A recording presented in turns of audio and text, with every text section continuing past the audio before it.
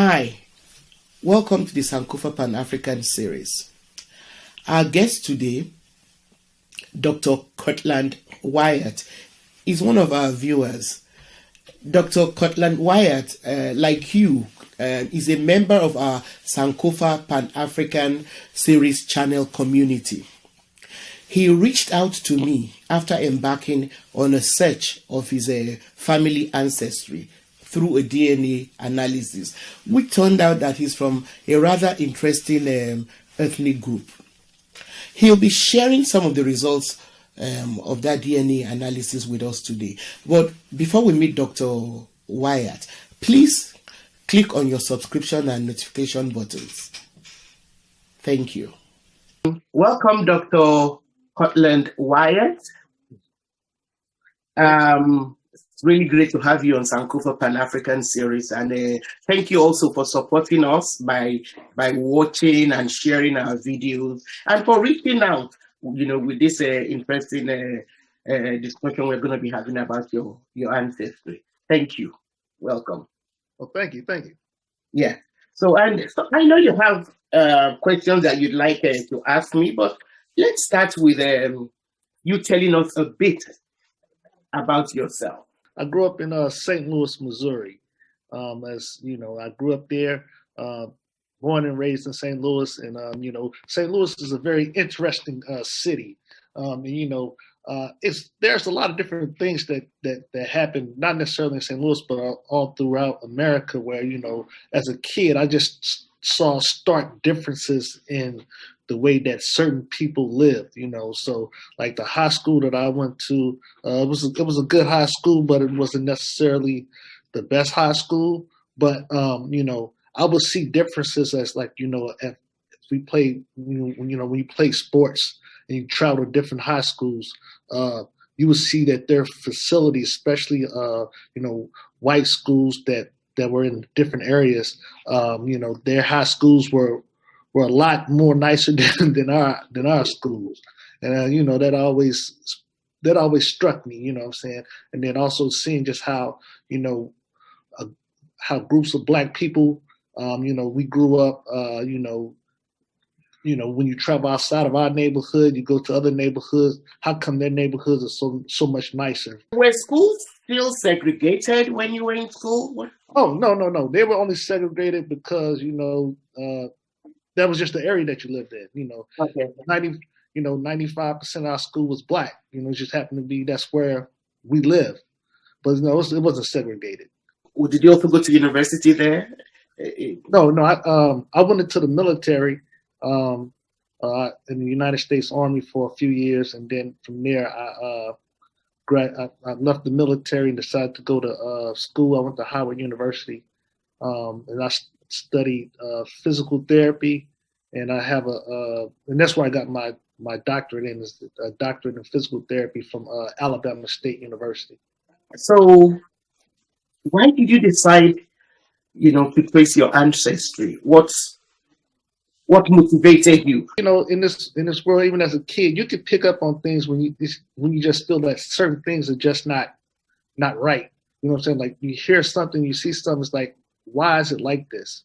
I was always saying, like, why are people in this condition? And then, I remember as a kid when the movie Roots came out, the Alex Haley movie, the book, and then they made it into a movie. So you're watching that, and then, also, you get little bits and pieces while you're in school about slavery, but they don't go too much in depth into it. And how you got here, it just didn't make sense to me. Like, okay, I'm in America, but they call me, I'm supposed to be called an Afro-American. I speak what they call English. Why am I speaking English? And then how did, I watched this movie, like is that how we supposed to got from Africa to here, and now we're supposed to stay here? Or, all these different things played a role in my mind as to, like, okay, there's more to it than what we're being told. When you embarked on this journey, did you start at all by talking to other family members, maybe parents, grandparents, before deciding to actually go trace your DNA? No, I didn't. I just kind of internalized it and sought for myself. Please share the results of your DNA set with us. Yeah. So that's nothing. Like I was at a conference and they had the Black Business Conference of America. I'm not saying the name right now. It kind of escapes me.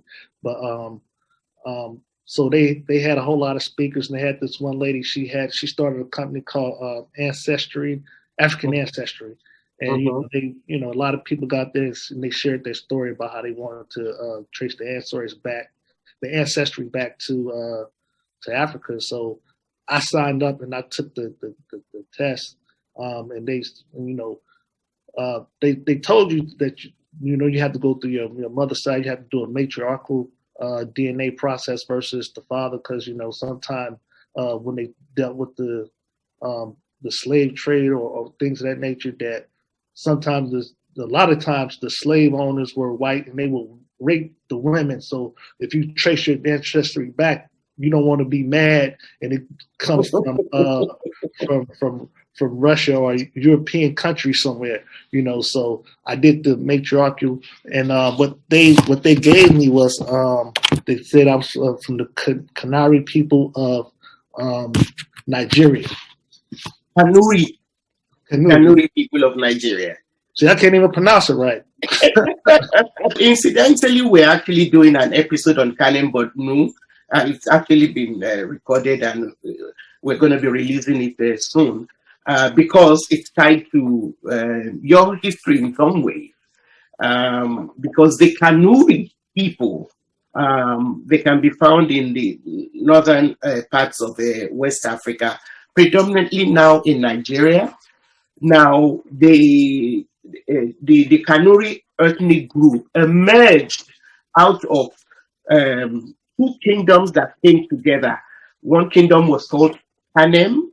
The other was called Bornu. The two now came together and became Kanem Bornu.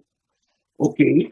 And the lingua franca of the Kanem Bornu Empire, which emerged after the two kingdoms joined together, was Kanuri. Kanuri became the lingua franca. Now, the empire evolved into a major diplomatic power in the Sahara. Like I said, they are spread across the northern parts of Western Africa. And because of their location, which was at a crossroads between Northern Africa and Sub-Saharan Africa, the empire benefited from a lot of contacts with different parts of Africa. The Kanem Bornu Empire was one of the major Islamic empires that evolved after the decline of Africa's golden age. And then, so at the height of its glory, it spread to places like Chad, the areas the southern parts of the areas that we now know as Libya. And eastwards was the Republic of Niger, and then of course northeastern Nigeria is predominant, So those, and then also northern Cameroon. Those are the areas that the empire covered. The empire was also renowned for its military might. It was reputed to have as many as 10,000 strong cavalry, and they had very highly skilled horsemen. Sadly, it was also one of those empires whose rulers were very involved in the slave trade, especially both with the trans-Saharan slave trades, that is selling of people to the Middle East, to the Arab countries, and then also when the Europeans came, they also sold some of their people southwards, who now went through the slave coast that we talked about. So that's but look out for our episode on Kanem Borno, where you have more of the fuller history of the Kanuris who were made as a result of that empire. Okay, yeah, that was very insightful. I'm looking forward to seeing that episode. Why do you think it's important to know the diaspora and the history of people of color or melanated people? History is not just about telling. It's not just our history. All history is important. Ours especially. Because it has been maligned. It has been so much of it has been kept. A secret. Most of it has been ignored. But I think it is important for people to know their history, not just because they want to be regaled with stories of a glorious past, or even when the past has not been glorious. So history does not only tell stories about the past, it tells us how we got to be to the present, how we came to be who we are today, and in telling us who we are today, I believe history has a very important role to play, because if we know what we were in the past, if we know how we got to where we are today, we are strengthening our position, is stronger, we are wiser about how we need to get to the future. History equips us so that those of us who are smart, about it, do not make the same mistakes that were made in the past, so that our presence is better consolidated, and then we can be more strategic about planning our future. So our history is as important a part of our education as knowing, as the ability to read or write or do numeracy and all of that. Our history is just as important if we're to make any sense of our present, and then make sure that our future is going to be better than the past. Right. Because I think that a lot of things that get missed in translation is like who people were before slavery. I mean, yes, if you got to know, that you come from a lineage of kings, scientists, doctors, all these different things, and that the fact that now you come from a lineage of cavalry men, people who were very strong in military, you might just say, oh, so I found myself in the military.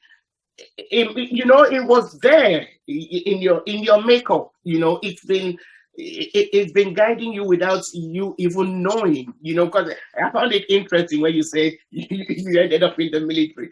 As a Kanuri, you shouldn't be surprised you did. It might have been better if you knew that before you went into the military. It might have equipped you better, for performing better. But it's with so much history, is so much part of who we are. That the more of it we know, the stronger we are, the better we are. Right. And like I said, just learning stuff like how the Greeks came and invaded and took all the books and the libraries, and they took it for their own.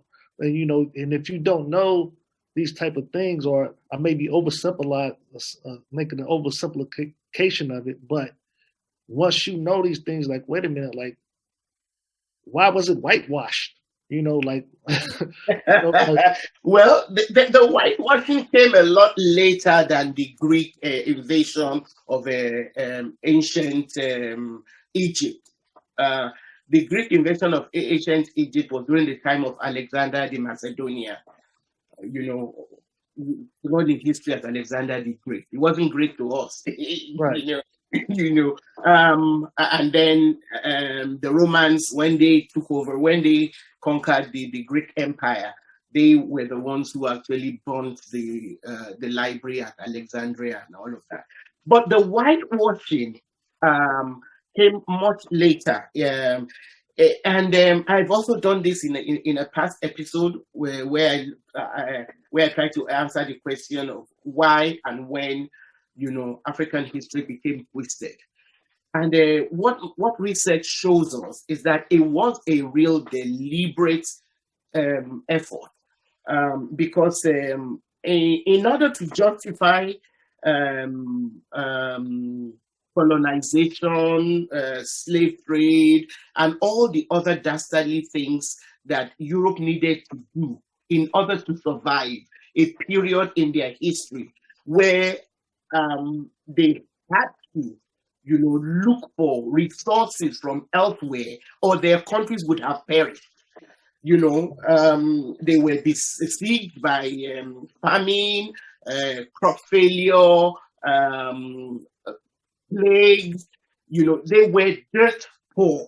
And in terms of resources, they had nothing, and so they started sending mercenaries who we've been taught in history, to look up to as explorers. But these mercenaries, Columbus, and his cohorts, were all they were equipped by their monarchs to go and look for resources. And where did they go and look for those resources? In other continents like Africa, Asia, and even the Americas, that for resources which they now stole and took back to develop Europe. Now, in order for them to now justify this feeling, and of course, wherever they went, they also they were seeing human beings, and they transported them in the most dangerous ways in order to go and serve on plantations and things like that. They had to justify these acts that animals would not even do to one another, that they were doing to other human beings. And the way to do that was to rewrite history, okay, and then also classify human beings in such a way that the whites were seen as superior in everything and in every way, okay? And that's when the false history that most of us are taught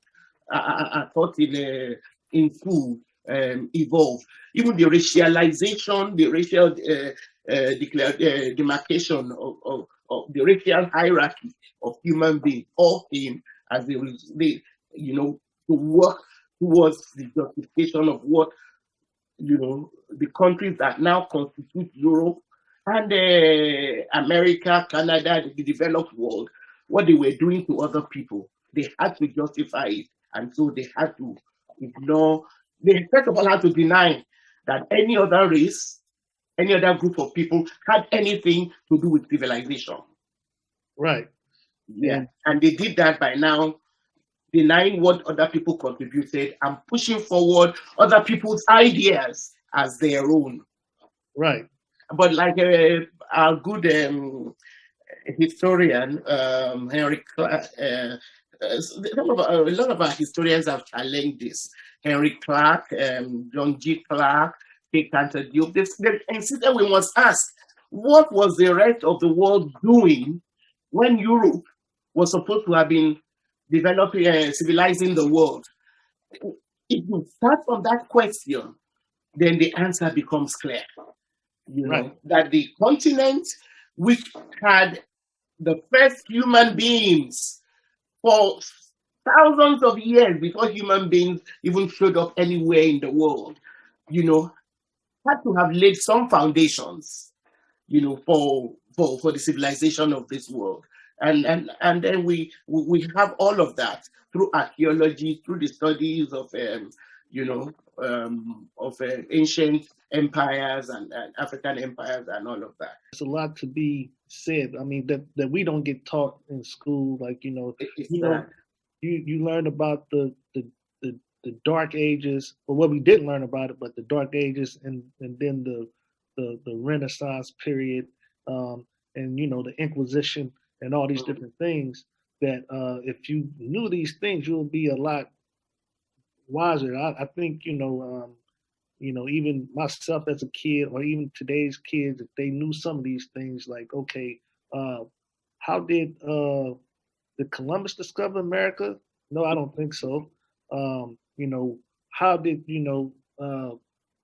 blacks already be in America, and then he takes some with him, and and this is kind of going through the dark ages, you know, and then and how the Moors were kind of were in charge of uh, of things during that Iberian time, Peninsula. right? And they were, most people don't know that they were black. And why do they call it the Dark Ages? Because they were in darkness, and we kind of, I mean, people of color were the kings of Spain and stuff during that time. I guess one of the questions that most people wonder about is whether whether there were people in America before the discovery and all of that. By the fake discovery by Columbus? And the answer to that is, of course, yes. The First Nations, the first Native Americans were on the American continent long before anybody else. And most Eurocentric scholars want to put forward the idea that they got there from Asia, from Europe, some parts of Europe and Asia and all of that. But the Native Americans themselves do not buy this theory, because they have in their oral traditions, in their cultures, they tell you that they've always been there, that they've always been on the continent. So, so there's that, that's still, the jury is still out on that. But one thing we do know is that the Native Americans were there before anybody else, So whether they want to now say that they came originally from Europe or Asia or anywhere else, the Native Americans themselves are saying, no, we didn't come from anywhere. We've always been here. Right. Well, with regards to Black people, now that is even more contentious, because, of course, Eurocentric scholars don't want to believe that Blacks only came to the Americas with slave trade, with slavery, and after Columbus discovered so-called discovery. But there's so much evidence, to disprove this idea, even from Columbus himself. He took back with him some spearheads, which he said the natives, Americans gave him. He took them back to Europe, and those spearheads were the same type of spearheads used by warriors in West Africa.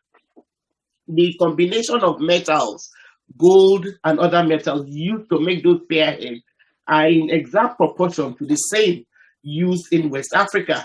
So how did those spears, and he said in his own diary that those spears was given to him, to the Americans. The Native Americans told him that they got those spears from black-skinned men who came in ships, to the continent. But still, Eurocentric researchers are still challenging this, because they keep saying, how could Africans have got to the Americas by ship and all of that? But we have the evidence of explorers that were sent by Abubakar II, Mansa Musa's ancestor, as ruler, a predecessor as ruler of Mali. He sent hundreds of men in ships to go and look for the end of the Atlantic. A lot of them never came back. He sent them with enough food, water, and gold to last several years. Very few of them came back. He himself eventually set off on such a voyage to go and discover the end of the Atlantic, and he never came back, So, and there have been people in recent times who have used the type of ships that Abubakar and his men would have used to navigate the Atlantic and they discovered that the currents, the tidal, the waves, the air currents and things like that would have been favorable enough to get them to America. So we have that. And then, of course, there have been archaeological findings, carbon datings of archaeological remains, found in on the American continent that could not have got there if Africans did not get there. There has even been discovered narcotics in mummies of ancient Egypt. The narcotics are the type that can only be derived from plants that only grow in the Americas. So if there was no contact between Africa and the Americas, how did those narcotics get there? And there are also pre-Columbia, all kinds of plants that could only have come from Africa to reach the Americas, like the gourd plants, the gourds that are used to make calabashes and things like that. They're only native to Africa. How did they get to the Americas? Even things like yam, sweet potato, cotton, all of these were there before slavery and Colombia. And then, of course, there are the massive Olmec heads. These are big, 11-foot high statues, heads of men that bear clear resemblance to Africans, with their thick lips, kinky hair, some even wearing the kind of helmets that were worn by African warriors. Right. Even the Smithsonian has a pot. Europeans try to claim that we did not have ships until recent times. But there is a pot, and I use it in my live, show that I did last week. It's a Nubian pot with images of ships on it. So how could Nubians have been drawing ships on their potteries or on their walls and things like that if they had never seen one? Right. So the evidence is overwhelming that there were black people, that the black people's first encounter in America were not as slaves, but as masters. Because people actually ask, if you do not respect or even revere someone, would you go to the extent of moving such large stones to build statues of them? And then there were also smaller statues that have carvings of people with pinky hair, African earrings and so on and so on. So the evidence is overwhelming. We've been scattered abroad to the four corners of the earth. Yeah. How can we detour schools from to teach truthful history? Okay. Yes. Yeah. Well, I guess it depends on what country you're operating from. I think the way to go about that is, first of all, look for who is in charge of the curriculum used in your country or your state and things like that, and find ways to form yourselves into some kind of pressure group to insist that African history is world history. It must be a part of whatever curriculum children are being taught, not just something reserved for 1 month of the year to be studied during the African History Month. So you could start with your school board, if they're the ones in charge of curriculum development and things like that, and then insist that yes, the curriculum needs to be expanded, to include African history with its world history, and also encourage more the kind of things that we're doing with Sankofa Pan-African series, because what we're doing here is to make history accessible so that you don't have to go to university to study history before you know your history. Because we've also started developing historical stories into illustrated children's books. So buy for your kids, your grandkids, get your school board to adopt our,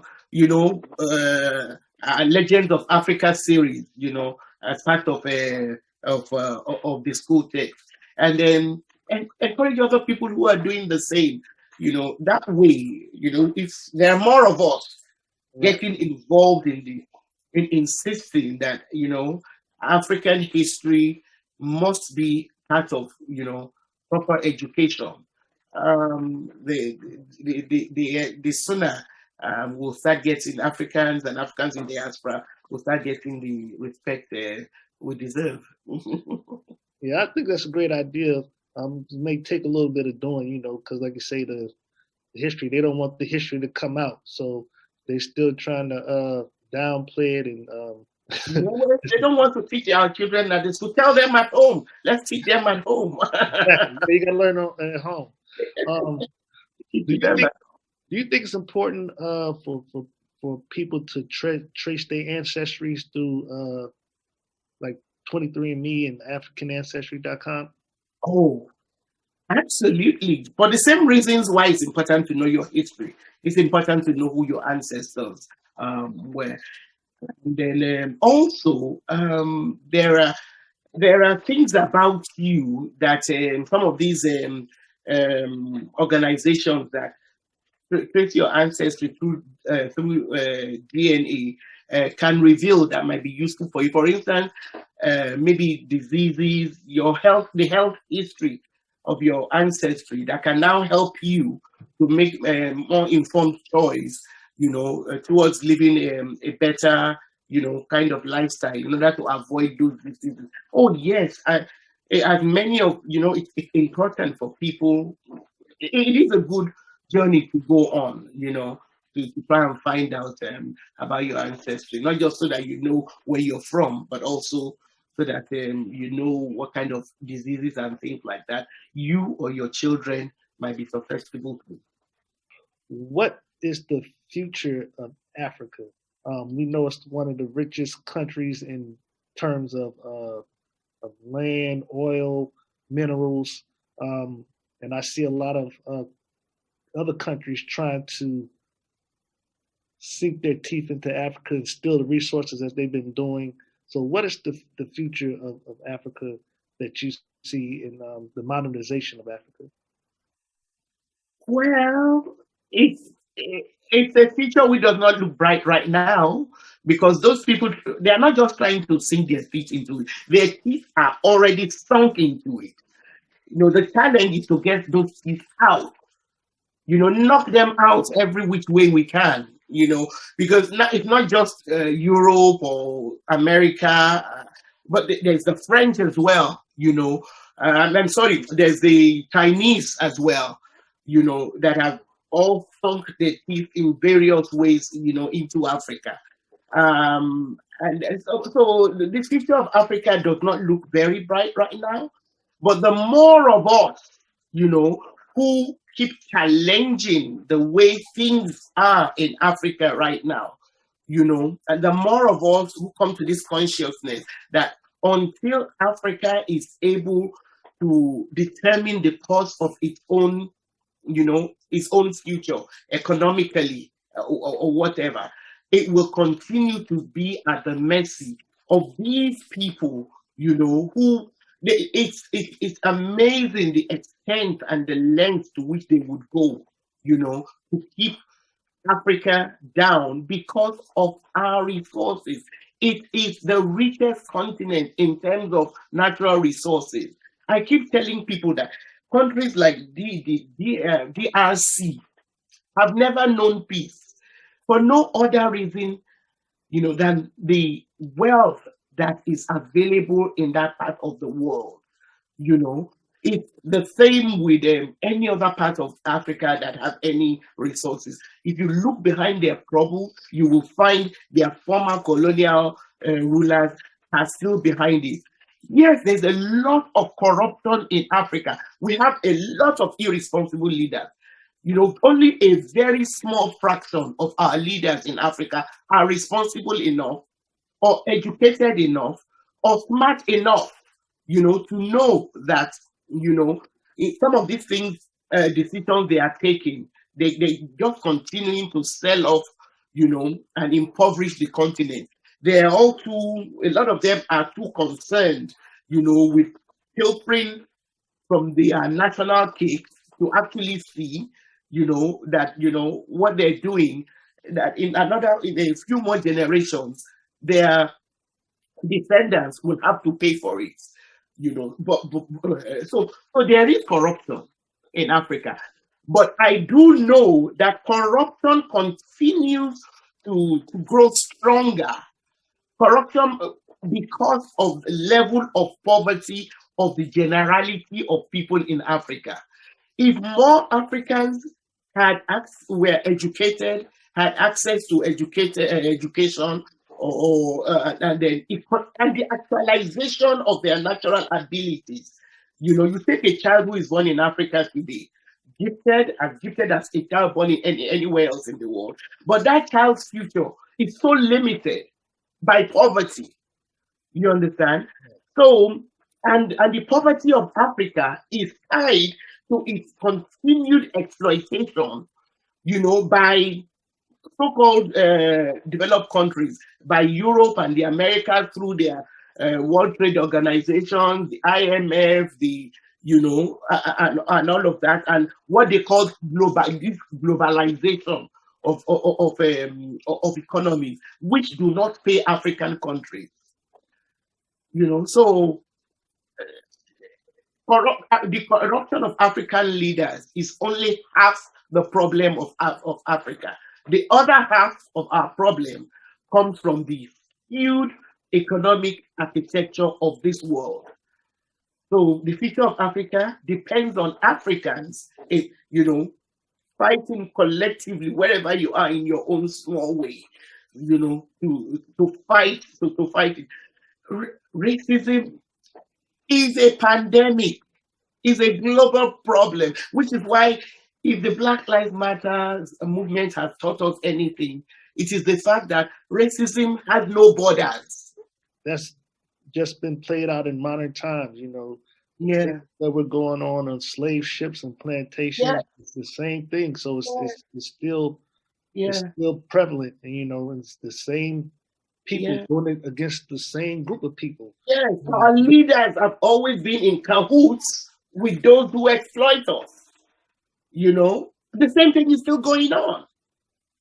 Only very few African leaders are actually, showing that they have that commitment to their countries, and they are able to call out these, European. I think recently this decision taken by the president of Ghana, that they will no longer sell their cocoa and things like that. Those are, leaders that are thinking that we want more of those kind of leaders. What I'm actually finding with our histories, is that a lot of our ancestors were involved in the impoverishment, in the selling into slavery of our people, and today leaders might not be actually physically selling for cash, but they're selling us, in allowing our resources to continue to be exploited, and with the profits from our resources continuing to be used, outside of the continent. Right. What they're doing is just as bad as, those ancestors who sold their brothers, into slavery. So thank you very much for being a part of the Sankofa Pan-African series, and for sharing the incredible story of your search for your ancestry. Please continue to support us as you've always done, by sharing our episodes, and we are welcome. We hope to have more conversations with you about other interesting topics in future. I hope you've enjoyed this episode with Dr. Courtland Wyatt as much as I have. Please feel free to give us a thumbs up and to share this episode with your contacts. But I'd like to leave you with a question that I'd really love you to address on our community page. Would you like to trace your ancestry? What do you think you'll find if you try to trace your ancestry? Please share with us on our community page. See you next time.